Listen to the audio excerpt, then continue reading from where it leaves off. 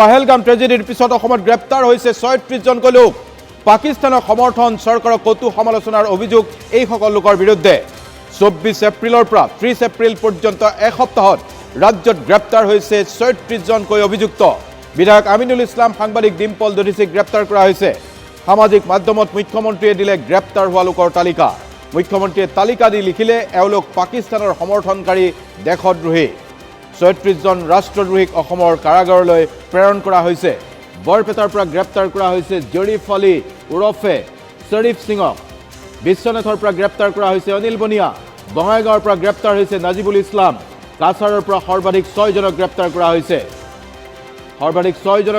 হৈছে কাছাৰৰ পৰা গ্ৰেপ্তাৰ কৰা হৈছে বক্তাৰ হুছেইন বৰভূঞা জাভেদ মজুমদাৰ আব্দুল খায়া বাহাউদ্দিন চৌধুৰী ইছমাইল হুছেইন বৰভূঞাকো গ্ৰেপ্তাৰ কৰা হৈছে কাছাৰৰ কমৰুদ্দিন চৌধুৰী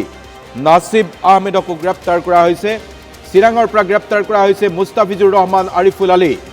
দৰঙৰ পৰা গ্ৰেপ্তাৰ কৰা হৈছে ফজল হক ধুবুৰীৰ পৰা গ্ৰেপ্তাৰ ফিৰাজুল ইছলাম আনপিনে গোৱালপাৰাৰ পৰা গ্ৰেপ্তাৰ হৈছে হানিফ আলী নজমুল হক গোলাঘাটৰ পৰা গ্ৰেপ্তাৰ কৰা হৈছে ডিম্পল দধিচি ওৰফে ডিম্পল বৰা হাইলাকান্দিৰ পৰা গ্ৰেপ্তাৰ কৰা হৈছে সুমন মজুমদাৰ ওৰফে বুলবুল আলম মজুমদাৰ মোহাম্মদ জবিৰ হুছেইনকো গ্ৰেপ্তাৰ কৰা হৈছে হাইলাকান্দিৰ পৰা কোকৰাঝাৰৰ পৰা গ্ৰেপ্তাৰ কৰা হৈছে নজৰুল ইছলাম মনিৰুল আলী SK কামৰূপ জিলাৰ পৰা গ্ৰেপ্তাৰ শামছুল হক মুস্তাক ৰহিম আলী ওৰফে সোনু লখিমপুৰৰ পৰা গ্ৰেপ্তাৰ কৰা হৈছে মোহাম্মদ ফুলজাৰ হুছেইন দীঘলীয়া তালিকা শোণিতপুৰৰ পৰা গ্ৰেপ্তাৰ মোহাম্মদ ফুৰকান আলী শিৱসাগৰৰ পৰা গ্ৰেপ্তাৰ সাহিল আলী শ্ৰীভূমিৰ পৰা গ্ৰেপ্তাৰ মুস্তাক আহমেদ ওৰফে সাহেল হক আৰু গ্ৰেপ্তাৰ হৈছে কামাল উদ্দিন আৰু শাহনাজ হুছেইন দক্ষিণ শালমাৰাৰ পৰা গ্ৰেপ্তাৰ হৈছে সুজাবুল ইছলাম উদালগুৰিত গ্ৰেপ্তাৰ বিমল মাহাতো আনপিনে তামুলপুৰৰ পৰা গ্ৰেপ্তাৰ কৰা হৈছে শেখ সৰোজ তাহিব আলীক দক্ষিণ শালমাৰাত গ্ৰেপ্তাৰ কৰা হৈছে সুজাবুল ইছলাম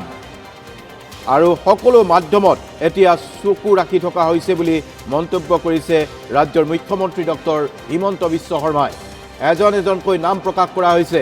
ঘৰ শত্ৰু বিভীষণ আখ্যা দিয়া হৈছে এনে ৩৬জন অভিযুক্তক